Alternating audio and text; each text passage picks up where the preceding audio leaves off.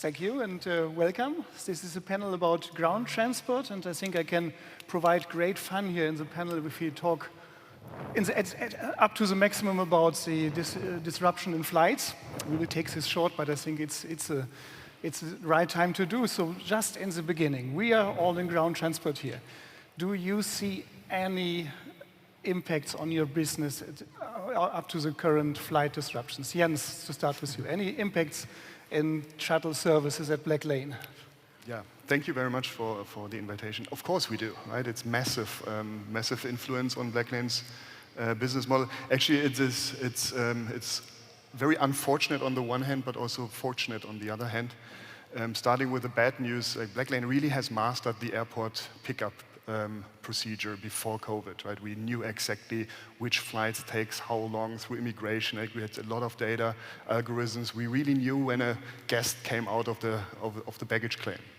And we could optimize around those data very well, utilizing the chauffeur's time in the best possible manner. Nowadays, all of this has disappeared, right? And all those data are outdated. We can't use them anymore. Everything is unpredictable. So today, sometimes our chauffeurs have to wait 2-3 hours or so because guests are waiting for their lost luggages and so on, and follow-on rides are then disrupted, and we constantly need to juggle this chaos in a certain way. That's the bad side of it. The good side is that customers are frustrated by airport experiences, and Blacklane is also has a very nice product for long distance. Yeah, what we call Blacklane Intercity, from one city to another. We are often just jumping in as a very attractive alternative to short-haul flights, and we are seeing more and more of this business coming our way, thanks to the current struggles of airports. Yeah, and might guess there are also a few plane guests going by train now. Champa, how is the business running at Trainline currently? Any impacts on air disruption? Well, I can't say that it's a causation due to air disruption. There's a lot of, we think in terms of headwinds and tailwinds, and I think there's a lot of tailwinds for rail in general. So even before the air disruption, I think coming out of the pandemic, passengers were more aware from a sustainability angle. Rail capacity has increased. A lot of infrastructure work has gone on, is going to go on. High-speed passenger capacity is going to be doubled by 2030 in Europe. So there's a lot of tailwinds anyway, but there's definitely a correlation, right? I mean, SNCF has reported that they've sold out of all of their fares for the summer. Those of us who come here on Eurostar will know there isn't a seat to be found for love nor for money. So long may that continue, not in terms of the flight disruption, but certainly in terms of people adopting rail for intercity travel and long-distance travel within Europe. So it's a long-distance trend for rail, which is not a big sensation, but just to make it clear. Yeah. Yes. And now the big point is there any impact on flight disruption on door-to-door? For those who are not familiar with door-to-door, I just explained a little bit. Door-to-door is a software company. It's based in Berlin. It does quite remarkable jobs in business intelligence and in technology to provide public transport, to provide on-demand services. You're not a provider, you're not an operator, but you do logistics and IT. And yeah, André, is there any impact on flight disruption on your side in public transport? Yeah, thanks a lot, Dirk. Yeah, as you said, we're providing DRT systems for more than 150 cities worldwide, and quite often our systems are used also to get to the airport or from the airport back into the city. So therefore, I would say we are indirectly affected by what is going on in the moment. Yeah, the good side is that we are providing a very flexible way of commuting within a city.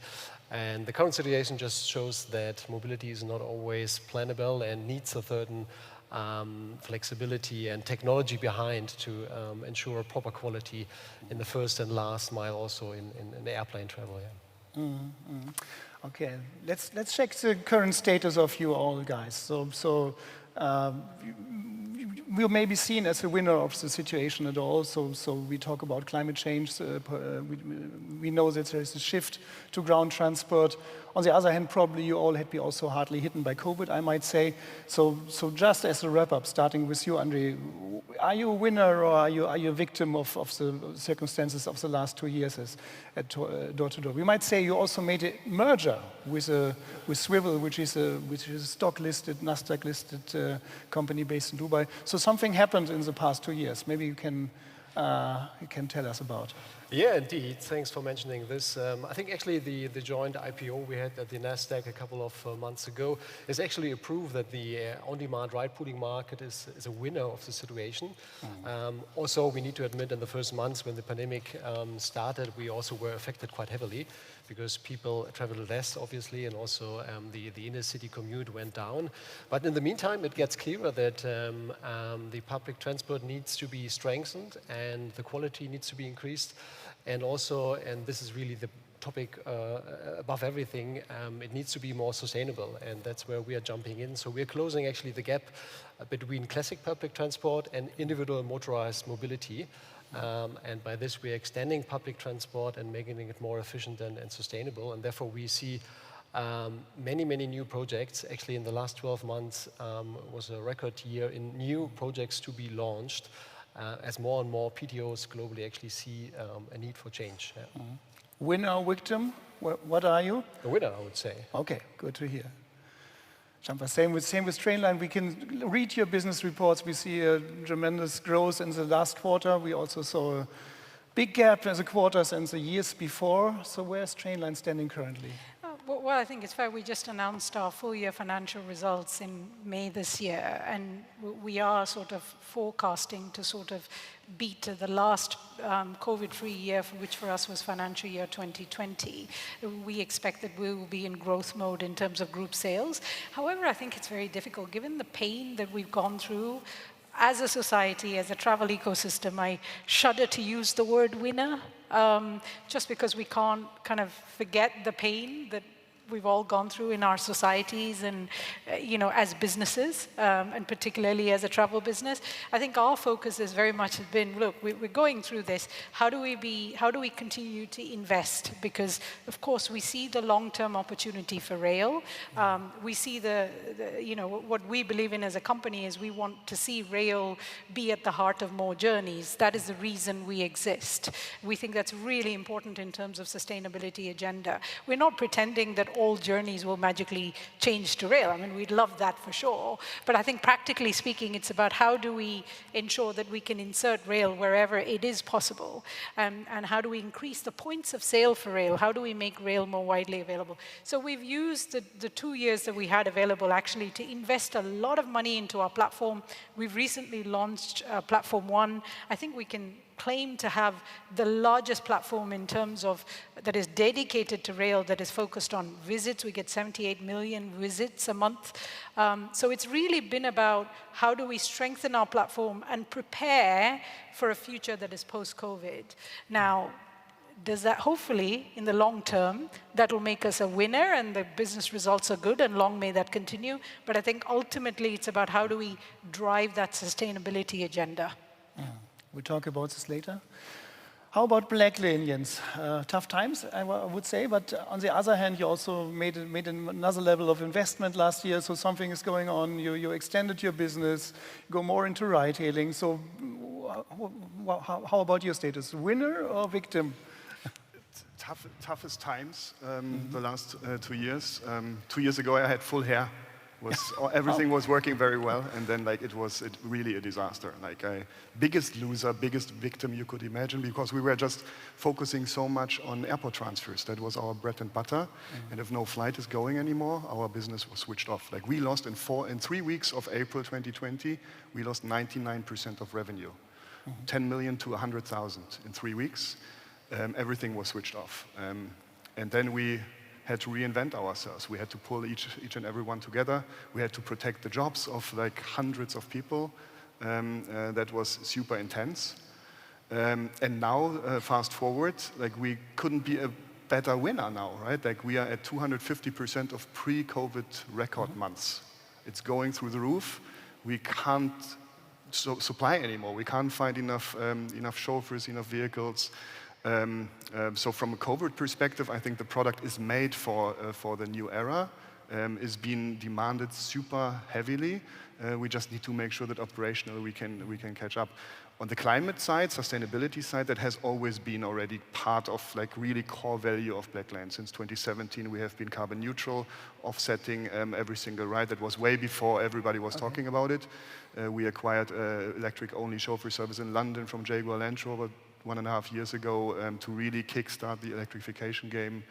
Talking about Dubai, like we really engage now into bringing electric vehicles ourselves on board because our partners can't find them anymore. Building a chauffeur academy to train our own supply for the future. So everything is so different and so dynamic. You also expanded your business portfolio. It's much more than flight transfer, as you said. It's more getting into ride-hailing. There are some other companies well known in this area here, also available in ride-hailing. So how is the competition side? Yeah, well, we've learned Without our lesson, naming right? Uber, of course. Yeah, you should not put everything on one card. That's the hard lesson we had to learn in the last 2 years. So of course we are like diversifying our product now, reaching out to shorter distances, more inner city related transportation, and also intercity, more city to city or city into the middle of nowhere and back, right? Those are wonderful use cases. But we have the infrastructure, we have the ingredients, we have a very premium product, and also in an inner city context, you have a lot of use cases where those services are needed. I'm not competing with ride-hailing or so. Also, the infrastructure is too expensive to make sense for a ride around the block. But there are also spontaneous longer distance tours, spontaneous from one end of the city to the other end of the city. Those are prime use cases that are working very well. Okay. When we have a look at Trainline, Champa, you're a giant in the UK. You're one of the leading OTA. You're number 2 so far we know, close behind Booking.com. You're, without being unpolite, you're not that large in the rest of the world and not in Central Europe. Of course, it has a reason. You may come to this point, but how this is going on? Probably you have to extend your business into other markets. Are you on this way? Yeah, absolutely. I think we see a massive opportunity in continental Europe. I mean, from a supply coverage perspective, we have 80% of European routes covered in our platform. So a lot of the hard work in terms of getting the supply into our platform has been done. And again, I think, you know, I used to work in the airline travel space before I came to Rail, and I was like, how hard can it be? And it's been an eye-opener when I talk about getting the supply into platform. The basics, you know, station code, there are no station codes. There's no concept of station codes. There's no standardization. So when European Union talks about, oh, we've liberalized a route and now there's 2 different carriers on the same route, they have different names for the stations that are on that same route. They have different classes of travel and they call it differently. So when I say we've put 80% of supply on our platform, we've had to do a lot of that normalization so that when we expose it to a consumer or a travel seller, they're able to then effectively sell it in terms of a customer being able to compare and choose. So having done that hard work, you know, our plans are now, we're making some aggressive expansion plans in France, Italy, Germany, Spain. These are the key markets from a rail perspective, but of course, we operate across 45 countries in terms of our retailing channels, and so we expect to sort of continue to grow and expand, and there's a lot of headroom for growth in rail. I mean, today, 6 of the top 10 routes in European rail are liberalized. There is competition. There's a real choice for the customer, but not many people know it because the only way they can access a rail ticket today is in a station, which is controlled by the incumbent rail carrier. So, you know, we see it as our responsibility to open up multiple points of sale, to distribute the choice that is now becoming available in rail, you know, through multiple partners as well as through our B2C channels. Just to get this antitrust topic to the audience, there is a lot of ongoing in terms of opening up the railway infrastructure. what you are seeking for is opening up the distribution systems, timetable data, fare data, and to harmonize it. Is this correct? Yeah, that's right. So I think we welcome there's a lot of focus in governments driven by the sustainability agenda, whether in the UK or through the European Union. There's investment in liberalization, and we're already starting to see that across Italy, Spain, France, and hopefully in Germany soon. But that's not enough. It's not enough to have competition on rail lines. We need to get that more accessible to customers, and for that we need opening up of distribution. So I think we need fair remuneration. People need to get paid for selling rail tickets, otherwise why would you get a diversity of third-party retailing and travel sellers? You know, the previous panel was about tour operation. Why can't we have packaged tours and dynamically packaged tours that have rail segments in them when you've got fantastic high-speed infrastructure being built by the European Union? So, you know, I kind of see a future where I'd like to make that possible, and for that to happen, we need fair remuneration, you need open access, you need real-time data. And today that doesn't exist. A lot of that is under the control of incumbent carriers, and that's really part of what we are hoping to work with the industry, work with the carriers and governments to open up. Short question, are you optimistic that this will change, that you're... Always optimistic, because I think it's a worthwhile objective. I think it's a worthwhile objective that given the investment, and it's funded by the European Union, it's funded through the UK government, taxpayer money, so that money is towards the future generations in terms of sustainable travel. So I think it's a worthwhile objective, and therefore I'm very optimistic. André, do you have the same threats at door-to-door, at Swivel, that you promise to get all the data together and to make a probably intermodal service, or is it... Yeah, certainly, yes. I fully agree to what you just said, actually. Intermodality is also a big topic for us. Intermodality, for the time being, is happening, that's my impression from Germany at least, and many of our clients are in Germany, is a very local topic. So, as you probably know, we have two core products. One is the on-demand ride pooling, and one is our own mass mobility as a service platform, which is a pure intermodal platform. And we are helping our clients to integrate different modes of transportation into these local platforms. But we actually see now a trend that also it's not only about local, but also about long-distance train connection, etc., in particular in the tourism environment. So we have a couple of projects going on in the tourism environment where it's about integrating the last mile and the long-distance travel into one system. Because actually a big barrier of having people using the train for their vacation is that there is no reliable last mile mobility, and connecting these two things and elements together is really a big lever for allowing sustainable and CO2-friendly tourism at the end. I think we have to dive into this. I mean, we all know we need more ground transport, but probably we need a one-fits-all solution. So we need more than just a chauffeur service, more than a train ticket, more than a public transport, whatever system, just because it's diverse in your way. So how to get things together? How about collaboration? Starting with you, Champa, is there any idea to make more than trains? I mean, you're leading, you're huge specialist in this in Europe, but is train good enough for you? Well, I mean, as I said, we're a platform business. So we're a platform that hosts our own retailing business. So from a retailing business, we will always only be trains only, a specialist retailer of rail.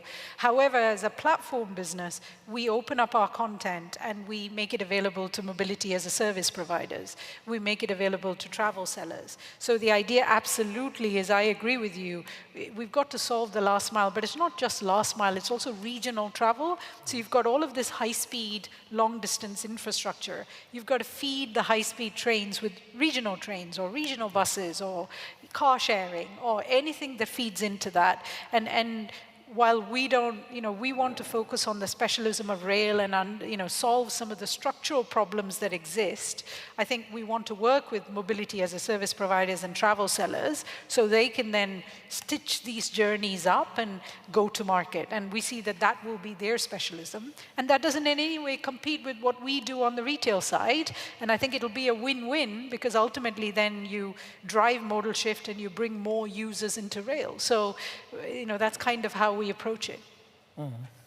Is there any win-win situation you would like to have, Jens? We know you're very familiar with the airport services, which are not running so well currently, but is it enough only to sell chauffeur services and transfer services standalone? Do you have to connect with other operators? Chauffeur service is all you need. No, okay. No, honestly, Short break. Of course, like there are two answers to this. One is it's just a component, right, of a multimodal trip. We are having very strong partnerships with airlines, with cruise lines, and travel agencies and so on. Like everything is involved. The thing is, like, it's a very difficult use case, especially the airport pickup. And we have experimented a lot with integrations. Like, we are present in over 50 countries, 250 cities. Like, there are a lot of also broker platforms, aggregator platforms out there that we have integrated into or have tried. But a very easy use case is the guest comes out, the chauffeur is not seen. And in this very moment, you need to prevent this incident and you need to manage it, right? There can be a lot of technology is involved there, but also hands-on support. The more layers you are having in between, the more distant you are to this use case, to this situation as a provider, the more difficult it becomes. And this needs to be solved. Like, it needs to really be integrated very deeply. Data need to be shared freely and transparently so that that those use cases can be, or those incidents can be prevented. Yeah. So it's all about data integration, isn't it? Is that easy it is? Yeah, and I agree. And if I may add one angle to the discussion, why not? Most of the time we're talking about the end customer journey, which is probably the most important part, so the demand part of mobility. But aggregation and intermodality can also happen on the supply side, which is actually the vehicle side. And this is what we are looking at right now a lot, and where we see a lot of things going on. Well, so what I mean actually is combining different use cases and different fleets into mixed services, so at the end. So why not using, for example, vehicles and in idle time for ride pooling and vice versa. So we see cities trying to connect medical transportation into ride pooling fields, pupil or school transportation, etc. So really aggregating fleets, and by this also increasing the efficiency at the end and the uptime of a fleet. Mm-hmm. Is on-demand service only running on local transport, or are there any ideas to expand it? I mean, Jens is doing quite similar, so to say, onto the long-haul ride as well. Yeah. Indeed, so long-haul on-demand rides and flexible rides are also part of the Swivel group, which we are part of. So that's certainly a hot topic and something we are looking at. And in the long run, it will be blurry borders somehow, and it's not black or white. So there's also a market in between somehow, which is very interesting and definitely a growing market. It's definitely also long distance, right? Also on demand, like an Abu Dhabi, Dubai transfer, New York, East Hamptons, also those things happen spontaneously, often enough. So that's definitely a use case. Absolutely. Also, regional buses can run like on demand and have like flexible stations at the end. Three winners. Final question to all of you. What is your major threat for the next 12 months to solve? Starting with you, André. Major threat to solve. I mean, we discussed a bit actually before the panel about it. I would actually say currently it's really a war for talent, actually. The market is great, everything is growing, and on our side as a company, it's about finding great people, good people, growing the team, but also on our client side. So there are many good ideas, many projects, and a lot is actually currently limited to limited resources, and this is definitely something we need to handle. It's not easy. Champa, for you? I think it's definitely on the supply side, because I think demand is growing anyway. I think it's about how do we provide free and fair access to supply, content, data, and fair remuneration for everybody in the travel ecosystem, so that we can get rail to be part of more journeys. Long run, probably. Jens? Yeah, supply definitely. Also, like, think of chip crisis, right? Car shortages, chauffeurs are gone. Like, we need to really engage there, train our own chauffeurs, engage in our own vehicle fleets. Electrification is a big thing.